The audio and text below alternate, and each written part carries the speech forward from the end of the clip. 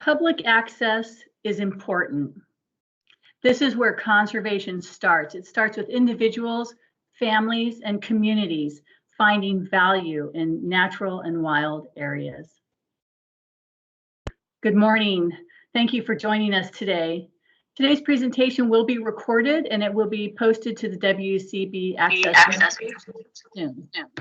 My name is Heather McIntyre, and I am the Wildlife Conservation Board's Public Access Program Manager, and I'm very excited to have released the 2021 proposal solicitation notice, and I'm very eager to see your project proposals. Today's webinar will briefly cover the Public Access Program, some general information about the solicitation, and it's technically the proposal solicitation notice. I do have a tendency to call it the solicitation or the PSN, and I apologize if there's any confusion. I'll try and aim for the solicitation this morning. There will be some recommendations on completing the application, a discussion of application and funding timelines, and you can ask questions throughout the presentation. Please use your chat function or raise your hand to ask questions, and I will also be taking questions at the end of the presentation. The Wildlife Conservation Board has been around for nearly 75 years. Legislation created the WCB in 1947, and public access was one of the original programs with the goals to improve hunting and fishing opportunities through land acquisition and developing public access. Hunters and anglers were the early leaders of the conservation movement in California. Since 1947, WCB has grown as California needs have grown and changed. The public access program has also progressed with the times. Current public access priorities include hunting and fishing opportunities, but they've also expanded to include boating access and non-consumptive wildlife recreation. And we'll be talking about the priorities in a few minutes. The solicitation was released last week. Yay. And the program can spend up to $5 million on projects. There's a two-step application process. First, there's a short online concept application from which select applicants will be asked to complete the full application. I went to the very bottom of my program. Bear with me, I apologize. All right, eligible entities. So state, federal, and local governments are eligible to apply, as are nonprofits and public districts.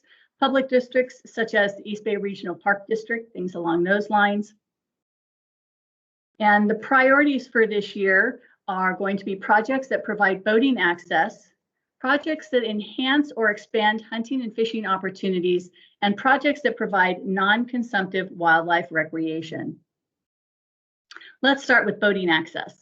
Boating access can be for either motorized or non-motorized boats or both, and WCB may choose to fund some of the boating projects using Federal Sportfish Restoration Act funding. If so, the grantee will be required to comply with federal NEPA and ESA and cultural resource requirements. Grantees with federal funding may be eligible for partial reimbursement for the grantee's cost share. So that's something to keep in mind if you have a boating access project. A boating access project can include, several things, including boat launches or the extension of an existing boat launch to meet lower water levels, a new motorized ramp, or a non-motorized ramp such as a grass entrance point into the river or into a lake, vault toilets, anything that would be considered an amenity to boaters. So parking improvements, vault toilets, pathways, things along those lines. Projects that provide or enhance hunting and fishing opportunities must provide direct benefits to anglers and hunters. For example, a hunting project might include new hunting blinds. Some of those hunting blinds may provide ADA access. There may be upgrades to the parking lot, again, installation of a toilet, ADA pathways from the parking lot to the toilet and to the hunting blinds. That makes a nice suite of activities that would be an example of a hunting project. Wildlife recreation is a very broad category that focuses on non-consumptive uses. These projects provide new, improved, or expanded access to natural and wild areas. These projects must be open to the public. An example might be a trail project where you're creating a trailhead and you have so many miles of trails. Maybe part of those trails are accessible to people with mobility impairments. There may be observation decks or benches, an informational kiosk, and interpretive or wayfinding signage. Those are the types of activities that might constitute a wildlife recreation project. And the examples described so far are just that, examples. Eligible projects may include some of the described elements or others. So consider your project and determine what the best suite of elements your project will need to enhance the public enjoyment of California's natural areas. Are there any questions on the priorities? All right, we'll move on.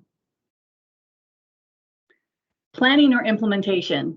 Is your project a planning project or an implementation project? It's one or the other. Planning projects still need to complete CEQA.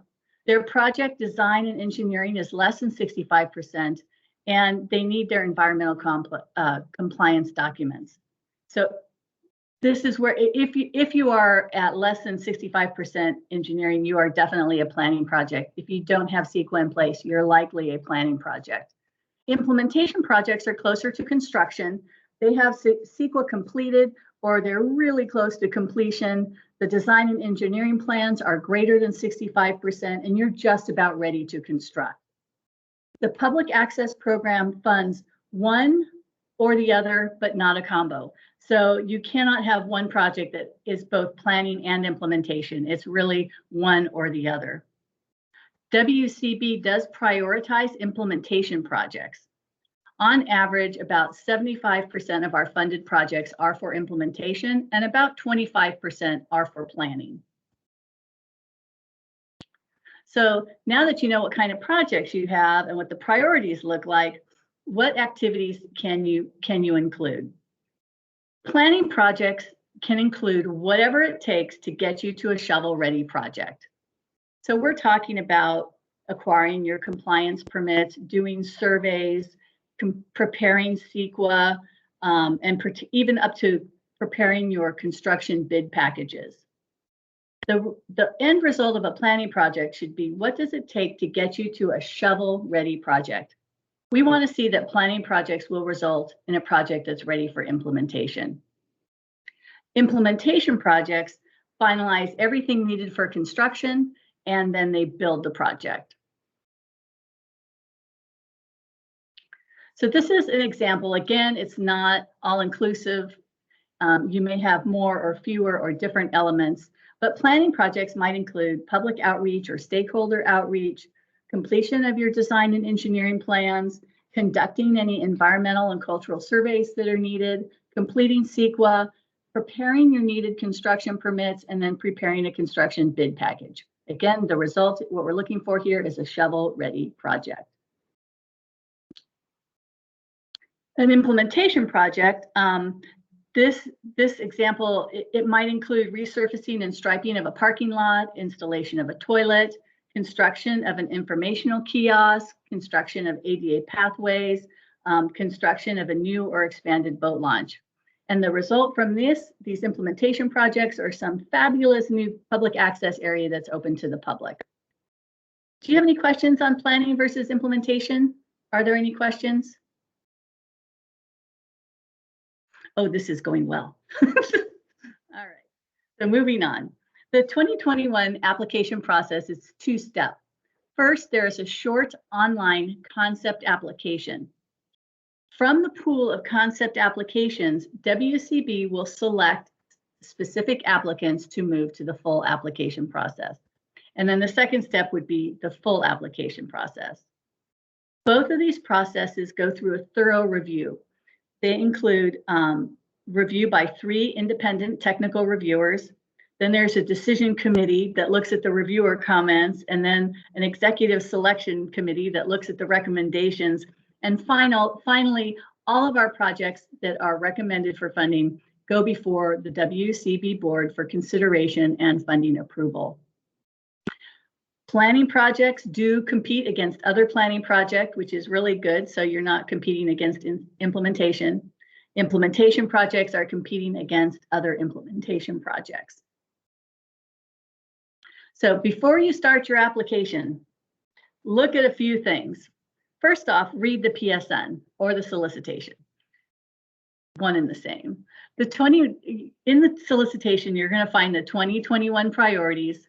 You're going to find things that the grantee will be responsible for and make sure that you can meet all of those needs.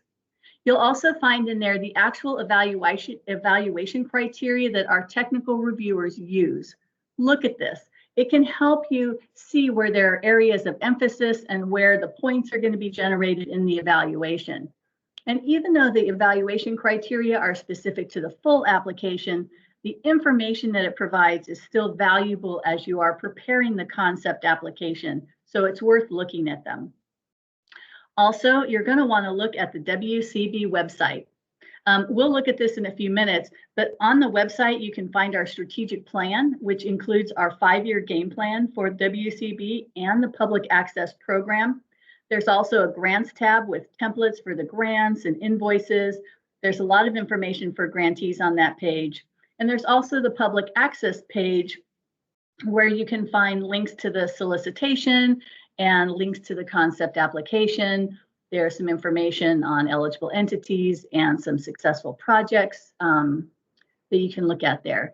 And then 3, kind of strategize and take into account what you've heard here at the webinar, what you've read about in the solicitation and in the strategic plan, and think about your project and whether it's implementation or planning, what your budget is, and what the suite of elements will be that you are going to include in your project to make it a successful and competitive project.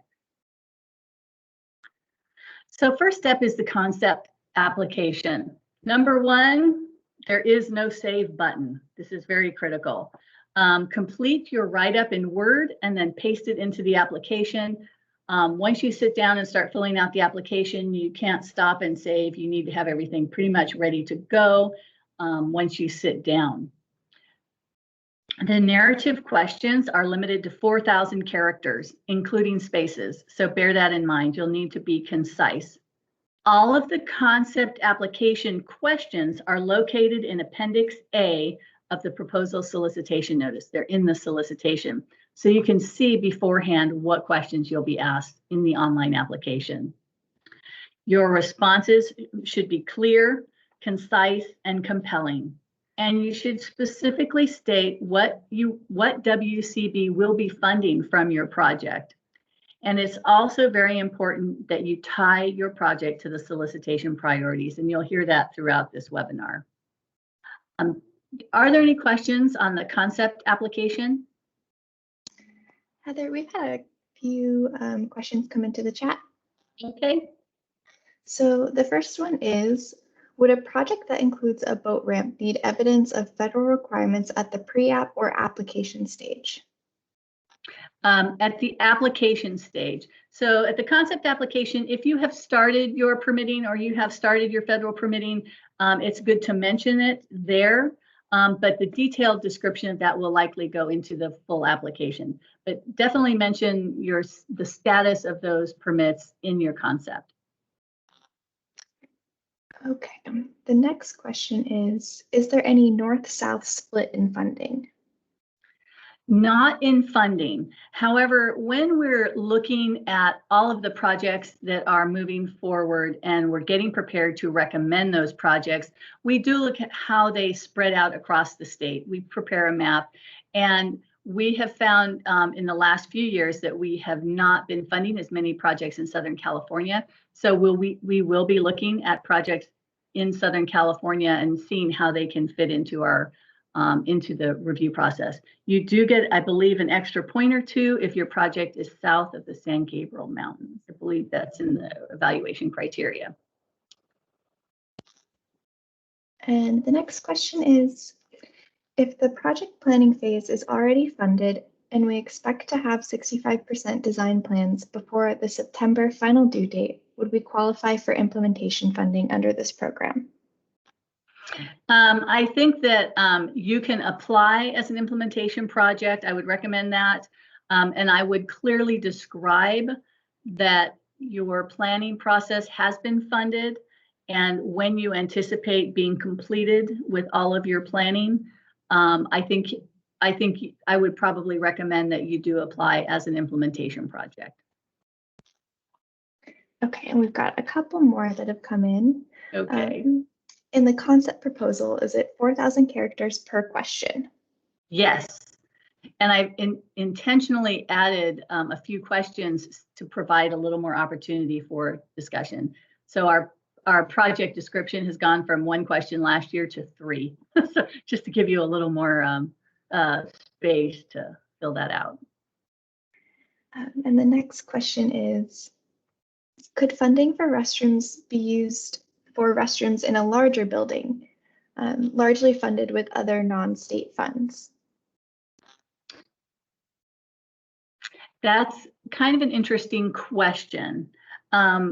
We fund a lot of restrooms, but they are directly related to the project that's being implemented. So, and they're typically in the parking lot or at the trailhead. If they're in another building, it could become a little more complicated because we're going to want to know that those restrooms are open to the public and that they're not closed down during normal operation hours.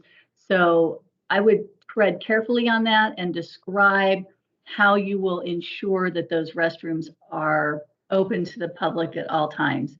But I would say that's kind of pushing the limit a little bit. I think it would be much more competitive if those restrooms were separate and available directly to the other aspects or elements of your project. So you know your project better than I do. I don't really have a big idea on that, but describe it carefully.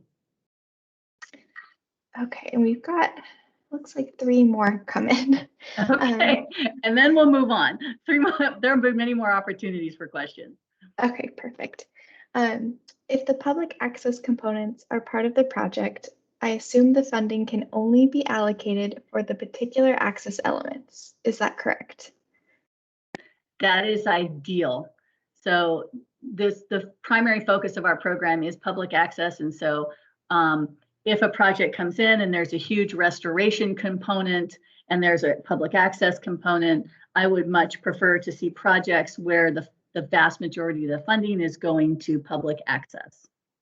Okay, and the second part of this question is, and we should describe the full project, but be clear about which elements will be funded by WCB.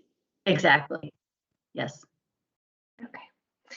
And the next one is, are proposals and projects split into the categories of boating, hunting, fishing, and wildlife oriented? And this is another 2-parter, so if you want me to keep reading, or would you? Okay. And is a specific amount of funding allocated for each category, and are some types prioritized over others? All excellent questions.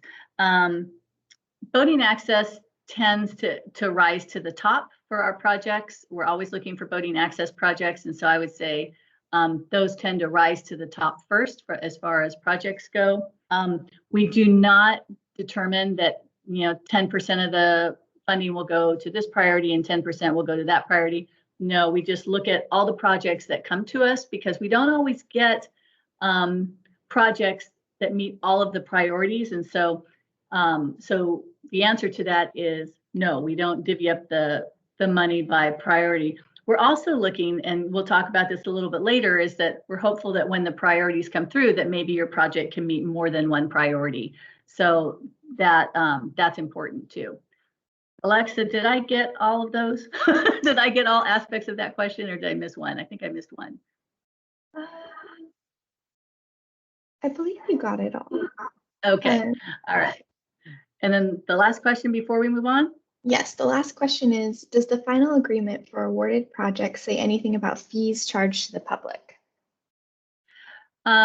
Fees charged to the public are included in the grant. They are mentioned, I want to say, in the management plan, I believe. You can, if, for example, if there is a boat launch and you're charging for a launch, you can include those sorts of fees. But that's something that's going to be fees are going to be very project specific.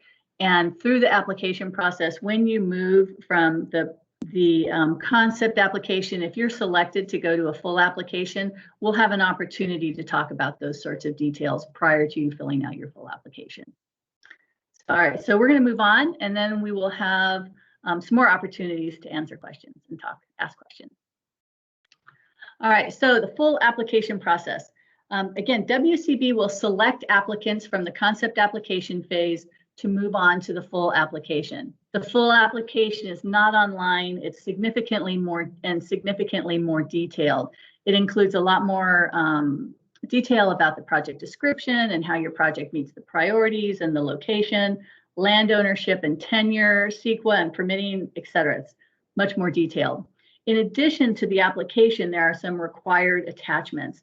You'll need to provide a location map, a budget file, and the budget is in Excel. It has to stay in Excel, and it has 4 tabs. One is instruction, and then there are 3 tabs that need to be filled out, and we're going to talk about the budgets specifically in a few minutes. There's also a scope of work that needs to be attached, and then also in the solicitation and on the homepage for public access, or for the WCB, there is a link to the DWR Disadvantaged Community Mapping Tool. And you will need to use that to determine if your project is in a disadvantaged or severely disadvantaged community. And you'll need to attach that map to your application package as well. Some more information about the full application: do not change the format. It may not be to your liking, but there have been problems in the past. Leave the application format as it is. You may include photographs, and you can include those in either the narrative text or as an attachment. The application and the scope of work must be in Word. The budget must be in Excel, and no zip files. We are a state agency, and zip files never even get close to our computer. So please do not put your files in a zip file and email them off. All applications will be submitted full applications will be submitted via email. There it is. This process is highly competitive. Last year, we received 70 concept applications, and of those, 30 were selected to go to full application. And from the full applications, 12 projects were funded. So it's very competitive. So, project description. Remember that the reviewers do not know anything about your project. And I know that many of you have been working on your project passionately for many years, or maybe even a year, and you have a baseline of understanding that we do not. And so make sure that the information you provide to us is adequate so that we understand all aspects of your project that you think are important. The reviewers need to be able to understand your project solely from the application. We're not going to go searching online. We're not going to go read your website. You know, all the information that we're going to be evaluating your project on is solely what you provide us in the application. So it's really important that your project description do a good job of that. Also, you want to ensure that your budget and your scope of work are consistent with the project. So for example, if your project description says you're going to build a fishing pier or an access point, no, let's say an observation deck. We'll call it an observation deck. If your project is going to build an observation deck and the project description tells us how wonderful this observation deck is going to be, then when we go to the budget, we want to see where the observation deck fits in. And when we go to the scope of work, we want to see the observation deck there. So make sure those things all interlock and are consistent with one another. Planning projects have a twofold project description. You kind of have a little extra work there. So first off, when you have a planning project, you need to describe how the WCB funding will be spent. It's going to be spent on permitting, design, engineering, compliance surveys, right? And then secondarily, you need to tell us that once this planning is completed, we're going to have this fabulous project, And this fabulous project is going to meet the priorities of fishing access or wildlife recreation, and then tie in that project and how it meets our priorities. So I recognize that when you're at the planning phase, you may not have the exact information about what your project will look like because you're still going through that process, and maybe you're meeting with the community to see what they want. But I bet you have a pretty good idea of generally what will be included in the project. And so it's very important when you have a planning project that you tell us again specifically what we're funding, and then secondarily what you think the project will likely look like and how that ties into the solicitation priorities. That's really important. So twofold description if you are a planning project. And then implementation projects, you're going to tell us what's being done in the project and how it ties into the priorities. Tying into the priorities is really important. All right, that's all I have on project description. Are there any questions on the project description? Nope. All right, I'm moving up. Oh, I was going to say, yes. Heather, we have a couple questions in the chat. I'm not sure if they're specifically project description questions. Would you like them anyway? Okay, 2 questions and then we'll move on. Okay. I'd like a better understanding on the need to serve disadvantaged communities. Our project would aim to increase access transportation specifically and exclusively for disadvantaged youth. Is that a project that would be considered? So 2 things. One, you are serving a disadvantaged community, and that's great, and that's something you should describe in your application. You mentioned transportation. That worries me a little bit because when we're looking at projects for public access, one of the main things that we're looking at is that what we are funding will be maintained and operated for 25 years into the future. So that's something to consider when you're looking at transportation. If we're talking vehicles of any sort, you know, how are you going to manage and maintain those for 25 years? Next question.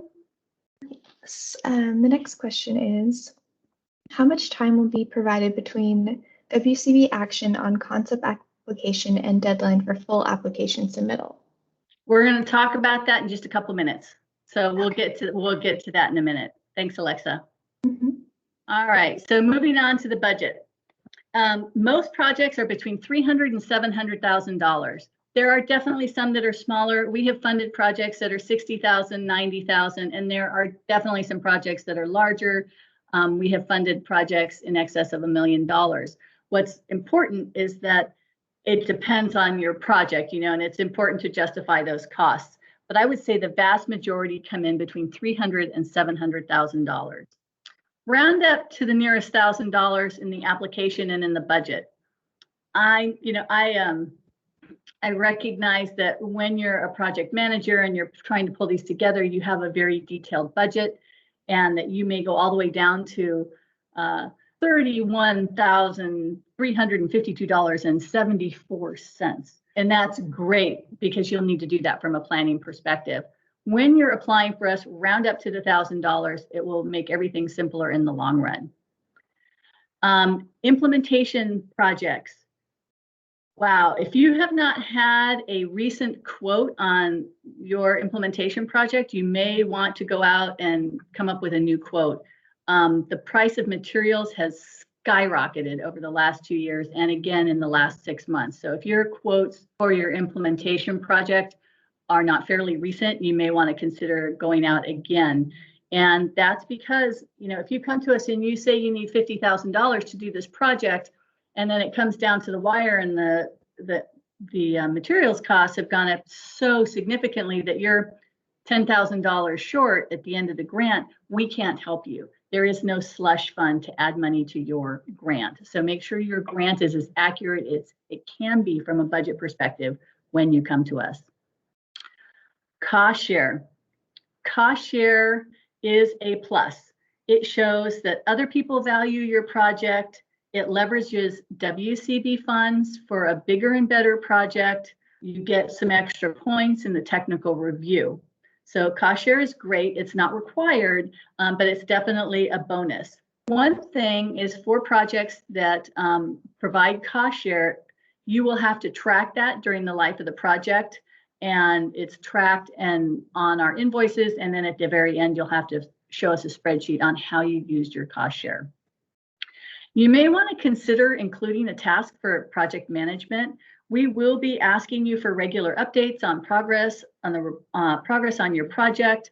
We'll be asking for quarterly reports. There'll be regular invoicing. There'll be cost share tracking and a final report. These things are required by our program, and you may want to consider including funding for those. And then one last thing, payments are made in arrears. So you have to do and pay for the work up front and then submit an invoice to us for reimbursement. And then let's look at a budget table. This is a sample of a budget table. And again, I know that when you are managing a project, your budget is much more complex.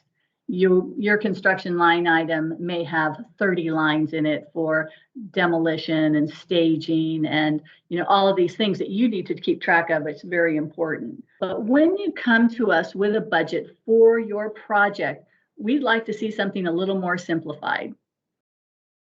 So this table, has 4 tabs. I would say 7 tabs at the most. So consider a simplified budget moving forward.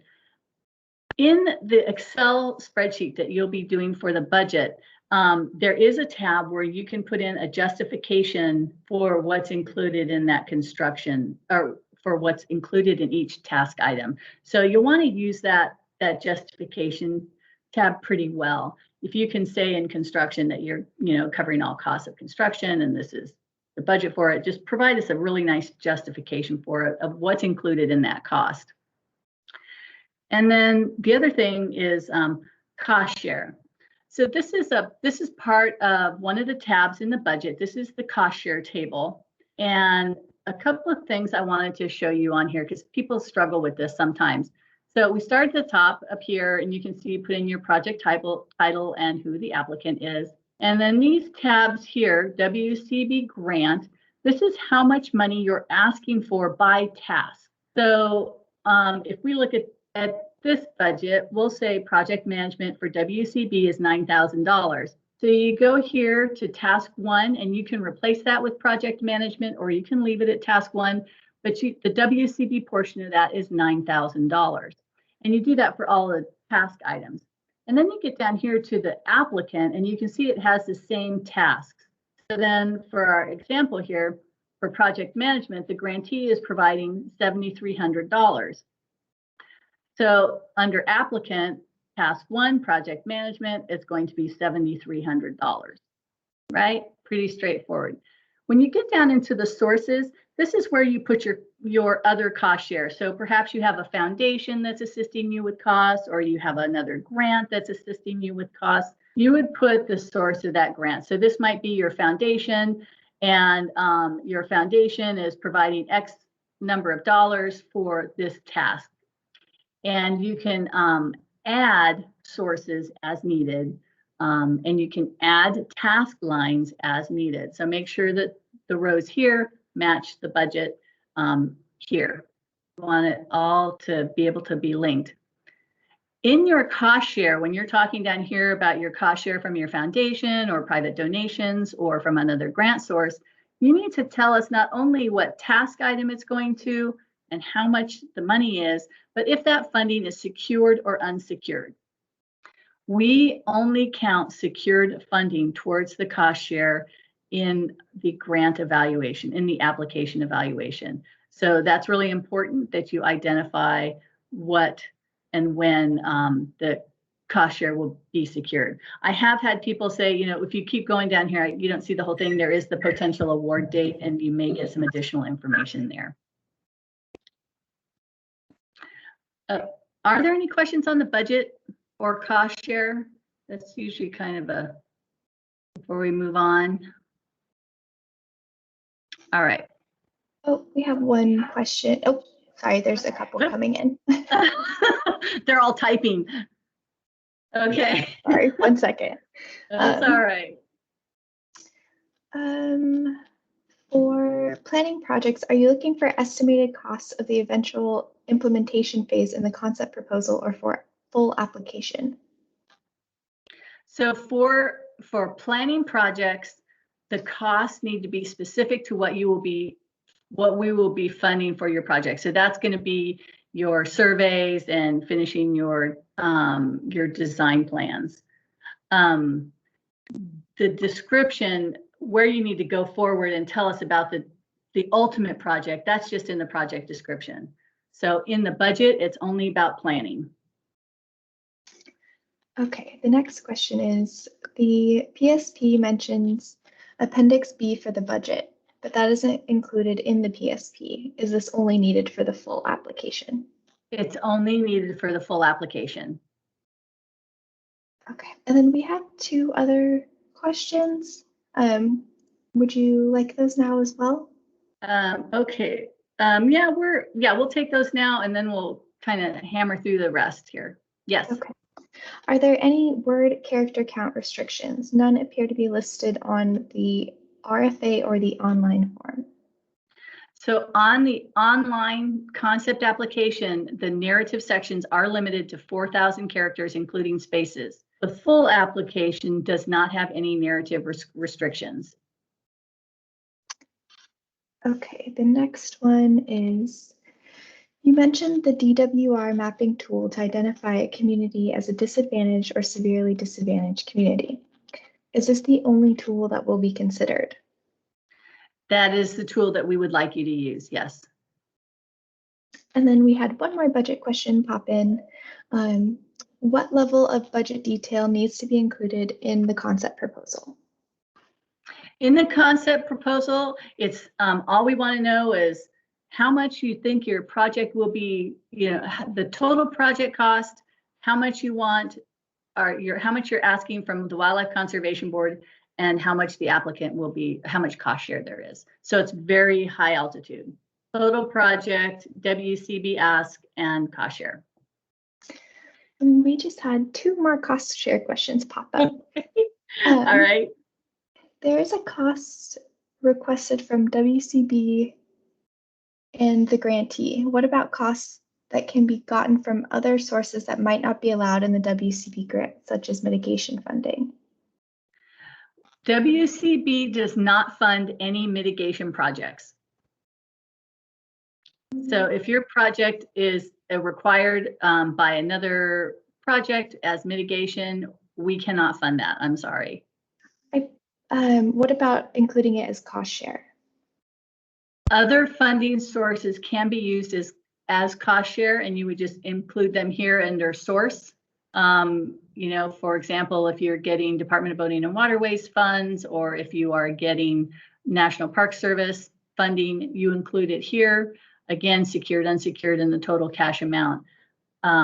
Mitigation funds, that's going to be when you say mitigation, that's a red flag. So that's something we may need to discuss one-on-one at another time.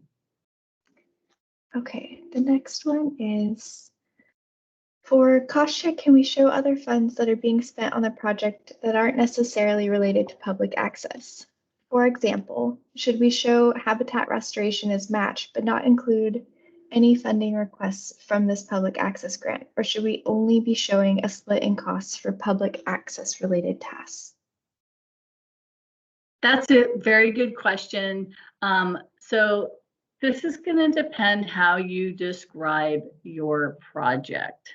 So if the project description includes a habitat enhancement component for the larger project, and then the public access is part of that, you may consider including that as cost share. Cost share directly related to the public access program is public access component is always fabulous, but if the funds are for an aspect of the larger project, that can be included. And we had a couple more pop in. Okay, so Alexa, before you go on, we have 20 minutes left and I have about 8 more slides to go. So let's keep going through some slides and we'll hold those questions and we'll take them next round or at the end. Is that okay? All right. So Okay. Land ownership for implementation projects is important. So if the applicant is not the landowner, bear in mind that your landowner or landowners will be needing to sign the grant. Applicants need to show that they have the authority to maintain, operate, and manage the site, again, for that 25-year period. And so the applicant is going to need to provide us with an agreement or a lease or a similar document showing that you have control of the property for 25 years. And then the landowner should provide some sort of support documentation supporting the project. We want to know that they are fully aware of the project and that they support the project. And again, the landowner will need to sign the grant, and that acknowledges that they understand that the project is moving forward and that they know that the property will need to be maintained, operated, and open to the public for 25 years. Some projects may require a notice of unrecorded grant agreement, or NUGA. If we do a NUGA, we'll have to get that finalized and completed prior to the board meeting. It's at this is at the full application stage. Don't worry about it yet, but it's something that we may be talking about if your program moves forward successfully. All right, more application information. Highlight the ADA components, pathways, trails, parking, restroom. It's always great when we can provide access to people with mobility impairments. So please try and include those elements and highlight them when you do. Use the DWR mapping tool and tell us if you are within a disadvantaged community or severely disadvantaged community within 1.5 miles of one, or if your project serves a disadvantaged community. Interpretive and wayfinding signage can be really beneficial. The Wildlife Conservation Board frequently asks if the signage is bilingual. So consider your clientele and what language or languages might be most appropriate, and consider making multilingual signage. And your signage, interpretive signage or wayfinding signage, you might include information on, the habitat or unique species or cultural significance of the area. That's really up to you. Multiple priorities. If your project meets multiple priorities, say so. That's really important, and describe how you meet those multiple priorities. Board dates. The full application will allow you to request your preferred board date, and we will do our best to meet your request. The earliest board dates for this round of applications will very likely be February 2022. And then it takes us approximately, we have a 30 to 35 day waiting period for our CEQA documents related to your grant. And so funding will not be available until 30 to 35 days after the board has approved your project. So that's something to consider from a timing perspective. And then sign the application. Wet signature is fine, electric signatures are fine. If the applicant is not the landowner, again, the landowner or landowners will need to sign the grant. And so everyone gets that signed, but we can do either wet signatures or electronic, which is kind of nice. Submit your application early. Don't wait until the last minute. It takes a while for different servers to talk to each other, and upload times for supplemental information may vary. Larger files may need to be sent in multiple emails. Just allow yourself plenty of time to get the application in. That full application is sent via email, and this is a really big deal. And again, no zip files. They're blocked. They never reach my computer, so you're going to have to do it without zipping the files. And applications must be received by the submission deadline. So pulling it all together, your application should clearly address all of the questions in the application. Reviewers are only going to know what you put in the application. Ensure that your project is appropriately designated as either a planning project or an implementation project, and tie the project back to the public access program priorities. And then don't wait till the last minute to submit your application. And then think big, asterisks. Think big if it makes sense. Complete the project. Does the parking lot need to be improved? Can you add an ADA component? Does the location need a restroom? Think about what would complete the project. I mean, it's great if you just want to, if you want to complete a certain segment of trail, but if the parking lot is non-existent or it's so damaged, it's, you know, small cars are lost in the potholes, consider revamping the parking lot. Make it a complete project. Here are the timelines for the 2021 proposal solicitation notice. You can see that the concept applications are due June 29th at 5 p.m. Pacific Standard Time. And the full applications are likely going to be due September 8th at 5 p.m. And so you should be hearing, sorry, I skipped a step there. Once your concept application is submitted, you should be hearing back in July, probably the later half of July, if your application was successful or if you were not successful this year. And then the full applications are due September 8th at 5 p.m. And we should be talking with you again, probably in November, to let you know who will be moving forward to our board successfully from the full application process. I want to take just a minute to show you our webpage. You'll bear with me for just a second. All right, Alexa, can everyone see that? Yes, it's on the screen. Okay, thank you. All right, so this is the Wildlife Conservation Board main page. A couple of things on here that are really important. Number one is this subscribe button here. This is where we announce all of our grant applications. So all the grant applications are submitted to this email. So that's really important. Go ahead and sign up. You can see our news and announcements here. This has the majority of our recent announcements. About WCB, here is the strategic plan. You might want to take a look at that before filling out your application. Also important on the main page here is this grants tab. You can see it here. And this page in particular is a value, documents, and templates. And on this page, it has templates for practically everything.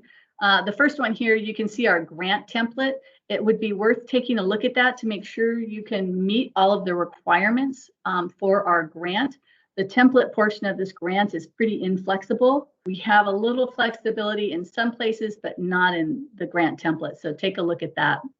Also on this page, you will see that we have the disbursement invoice, the template for that, and the cost share template. That's important. If your project goes to full application, you'll want to fill out a payee data record. The resolution sample is important here. All projects that go before the board will need a resolution signed by your governing board. And you can look at this sample here and you'll see what information is on there and what's important in your resolution. And there's also a copy of the NUGA. Another important part of this page is some additional resources here. This guide to invoicing is great because we are a state agency and it is a little convoluted on how the invoicing works. And so the guide is really helpful. There's some information here on direct, indirect costs as well. And here is the link for the DWR Disadvantaged Community Mapping Tool. And all of those things, again, are located under the grants information and grant document templates right here. One other thing that's on this page are programs. You can see the program button here. Here's the public access page. Public access page, I keep announcements here for the public access program. Here's my contact information. That is my direct line if you want to call. There are links to the solicitation notice, links to the online application, some information on eligibility and public access priorities in our mission statement. Here is also another copy of the solicitation notice.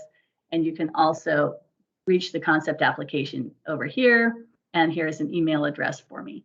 So there's a lot of good information on the website. I suggest you take a few minutes to look at that.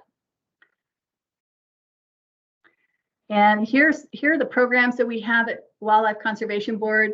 You see public access there. We are currently in our solicitation right now. Streamflow enhancement, that program will likely be releasing a solicitation this summer. The wildlife corridors and fish passage will also be releasing a solicitation this summer. The forest conservation program will be releasing probably sometime in August. And the Lower American River, they opened in April. I'm not sure if that one is still open or not, but you can check that if you have a project on the American River. And all these programs are with the Wildlife Conservation Board, and you can find them on our website. So that concludes the information I have for you, and I can take some questions for a few more minutes. I would like to thank you for attending today. I really appreciate having you there and getting some questions. It makes it a lot more fun from my perspective. And I wish you luck. I am very eager to see your applications and hear about your projects. I think it's going to be a really exciting solicitation, and I'm pretty excited to see what happens next. So with that, I would like to also thank Alexa Dunn. I couldn't have done this without her. She's awesome. And with that, Alexa, can you run me some more questions? Are there any more questions for me? Yes, I absolutely can. Okay. The first one is, will changes in planning cost estimates from concept application to full application adversely impact WCB's considerations? Well, yeah, don't come in low on your concept application just to get to the full application phase. That would not look very good. It would be really nice if what you come in at the concept is very, very close, if not what you will be asking in the full application. Come at us the first time with the amount you want. Okay, the next question is, can the project include elements that go beyond the public access program? For instance, a project to create a visitor center at a public preserve. So the total project would be to improve visitor facilities, but we would only be asking for elements appropriate to this program. So I don't really have enough information there. I do recommend that the vast majority of your budget come in specifically for the public access components of the project.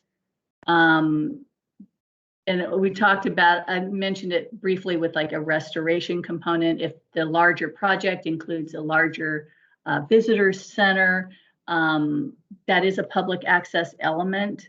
So without whole lot of more information, I would say basically stick with the public access elements and make that the majority of your project budget request. Okay, the next one is, will these slides be shared? Yeah, we're recording this, and Alexa will be editing it for me, and we'll be posting it soon. When do you expect the grant performance period to start? Would that be with WCB approval, or could it start earlier? So that's a good question. You cannot spend any grant funds until you have an executed grant and a notice to proceed. And your executed grant and notice to proceed will not happen until after our board approves your project. And then there's that 30-day waiting period while we do our CEQA documents. And then we give you the fully executed grant and the notice to proceed. So no funds from your grant can be spent until you have that notice to proceed, which will be approximately 30 or 35 days after the board meeting. That said, cost share is slightly different. You can start accruing cost share from the date of the solicitation release. So the solicitation was released last Thursday, 27th, May 27th. So your cost share component, you can start accruing cost share starting from May 27th. Okay, the next question is, do permeable parking lots rank higher than traditional parking lots, as that's a big water quality sustainability issue? I think it's great. If you can make a permeable parking lot, that would be fabulous. Our evaluation criteria does not distinguish between the two, but it's always, a great thing when you can have more sustainable elements. Okay, and then there's just one last question. Okay. Is there a % of grant funds that are set aside for implementation projects? No, we don't set aside by funding amount, but we do in general fund about 75% of our projects are implementation and about 25% are planning. But it's more project-based, it's not funding-based. And it looks like one more just popped up. Okay. Can projects under 100,000 compete with bigger projects for grant funds? Yeah, sure. You know, I think if you're under 100,000, there is no harm in coming because you know, sometimes, you know, maybe after we fund a whole bunch of projects, we have 100,000 left and we don't really want to let it go. And then we'll start looking at some of the lower cost projects. I mean, that's one option, but your project is not going to be, it's going to be primarily evaluated based on the value of the project, not the funding amount, if that makes sense. So if you have a really nice implementation project, it may be small, but it's really valuable to the public. That's a competitive project. So I wouldn't not worry about a project coming in under 100,000. That's fine. There's no problem with that. And we got one more. Okay. Can an applicant submit multiple projects or applications? Yes. How's that? Short and sweet. Yes, you may. It looks like that's the last one. All right. Well, thank you very much for your time and your interest in this program. And I look forward again to reading your concept applications and working with you in the future. Thank you very much.